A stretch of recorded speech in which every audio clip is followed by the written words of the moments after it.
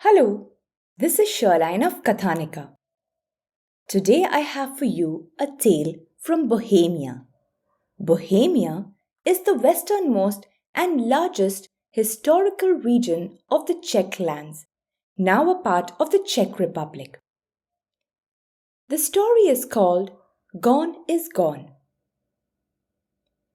This is the story of a man who thought that keeping house was a much easier job than working in the fields. Let's see what happens. In a village in Bohemia, there once lived a man, a farmer. His name was Fritzl. Fritzl the farmer had a wife by the name of Lisi. Fritzl and Lisi had a little baby girl called Kindly and a pet dog called Spitz. The family also had 1 cow, 2 goats, 3 pigs, and 12 geese. Fritzl the farmer lived with his family in a modest farmhouse that stood on a patch of land, and that is where they worked. Fritzl the farmer looked after the farm work. Fritzl the farmer had to plow the ground, sow the seeds, water the plants, and hoe the weeds. Fritzl the farmer had to harvest the crop, cut the hay, rake it, and stack it up in bunches in the sun. Fritzl the farmer worked very hard. Lisi, the farmer's wife, looked after the housework. Lisi had the house to clean, the soup to cook, the butter to churn, the vegetable garden, the barnyard, and the baby to care for. Lisi too worked hard each day. Lisi and Fritzl both worked hard, but Fritzl always thought that he worked harder. Every evening, when Fritzl the farmer came home from the field, he sat down, mopped his face with his big red handkerchief, and said, "Oh, how hot it was in the sun, and how hard I worked! You don't know, Lisi, what a man's work is like. You have no idea. Your work now, it's nothing at all." "That's not true, Fritzl. There is plenty of work around the house. It is not easy to keep the home," said Lisi. "Not easy?" cried Fritzl. "All you do is putter and potter around the house a bit. Surely, there's nothing hard about such things." "It is not as easy as you think," said Lisi. Fritzl did not look convinced. "Well, find out for yourself tomorrow," continued Lisi. "I will do your work, you can do mine. I will go out in the fields and cut the hay. You can stay here at home and putter and potter around. How about it?" Fritzl jumped at the idea. Oh, what fun! To lie on the grass and keep an eye on his Kindly girl. To sit in the cool shade, milk the cow, churn the butter, to fry a bit of sausage and cook a little soup. Ah, yes, that would be easy. Yes, sure, let's do that," agreed Fritzl. The next morning, both Fritzl and Lisi woke up nice and early, looking forward to spending an exciting day. Lisi went down to the kitchen and had a cold breakfast of some bread and cheese. She then picked up the scythe, put it over her shoulder. In the other hand, she took up a water jug and strode away across the fields just as the sun was rising over the horizon. Fritzl came into the kitchen, humming merrily to himself. Fritzl set the frying pan on the stove. He put in some fat and was looking forward to having some delicious, juicy sausages for breakfast.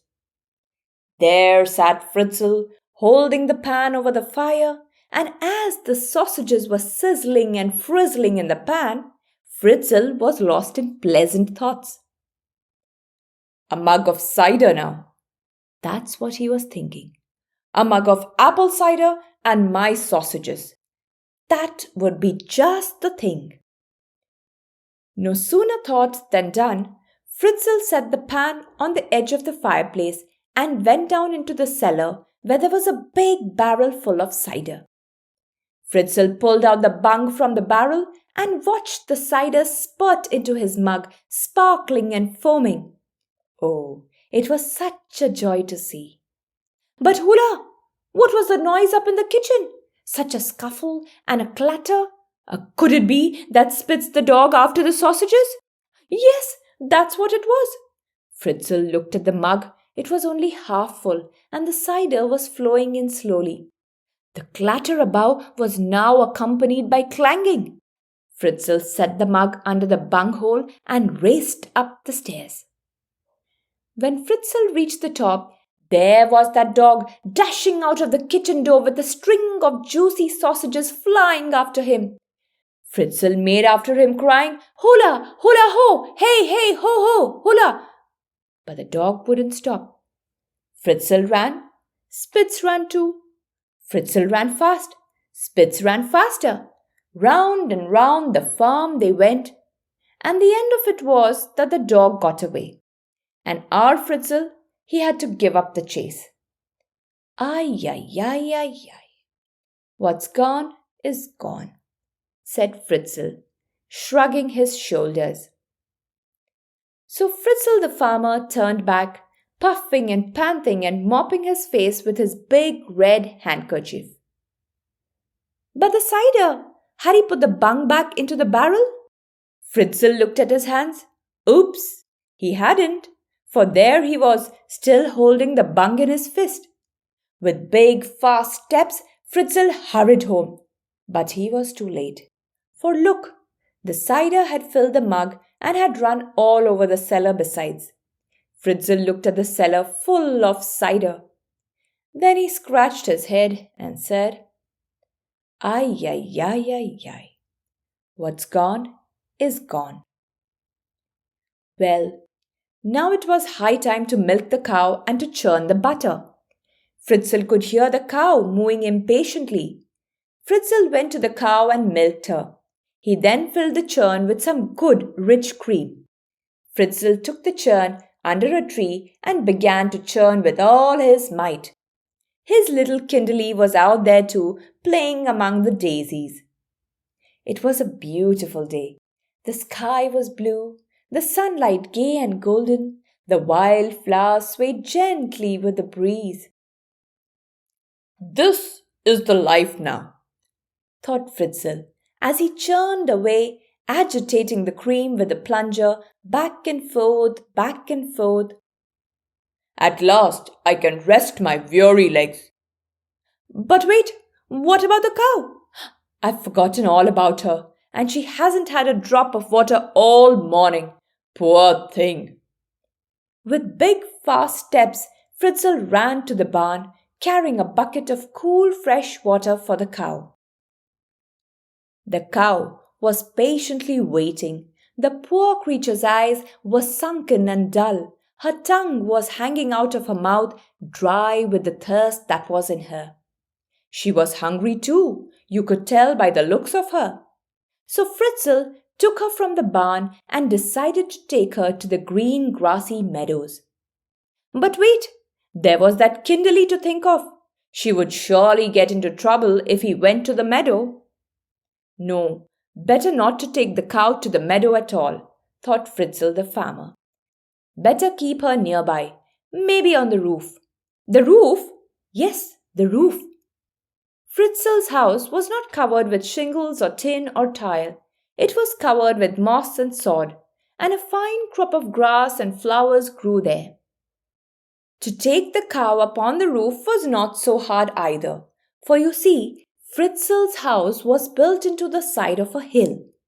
Up the hill, over a little shed, and from there to the green grassy roof. That was all there was to do. So Fritzl led the cow to the roof. The cow loved being on the roof, for there was plenty of juicy tender grass, and she was soon happily munching away. So Fritzl hurried back to his churning. But hula hooey! What did he see under the tree? Kindly was climbing on the churn. The churn was tipping, slipping, falling, Down went the churn, the plunger, the cream and all. There on the grass lay Kindly, all covered with half-churned cream and butter. Ay, ay, ay, ay, ay. So that's the end of our butter, said Fritzl, and blinked his blue eyes. Then he shrugged his shoulders and said, Nah, what's gone is gone. He picked up his dripping Kindly and set her in the sun to dry. But the sun! Now it had climbed high up into the heavens.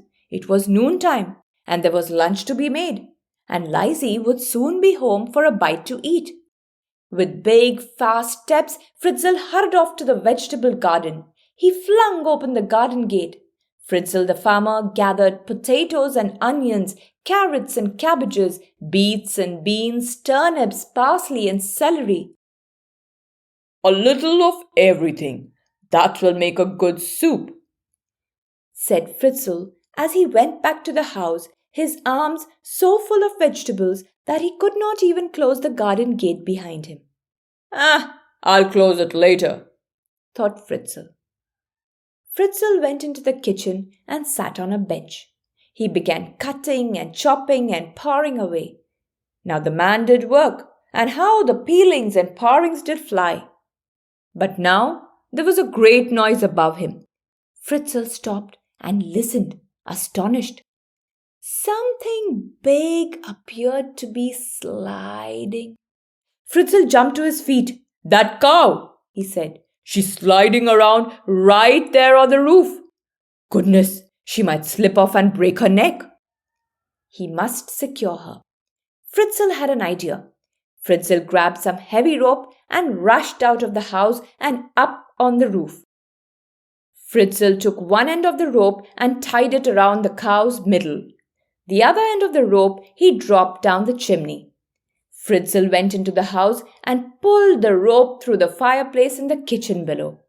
And then he took the end of the rope which was hanging out of the fireplace and tied it around his middle with a good tight knot.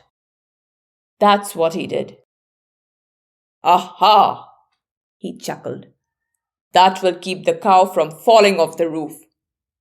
Mighty pleased that the cow was taken care of, Fritzl began to whistle as he went on with his work.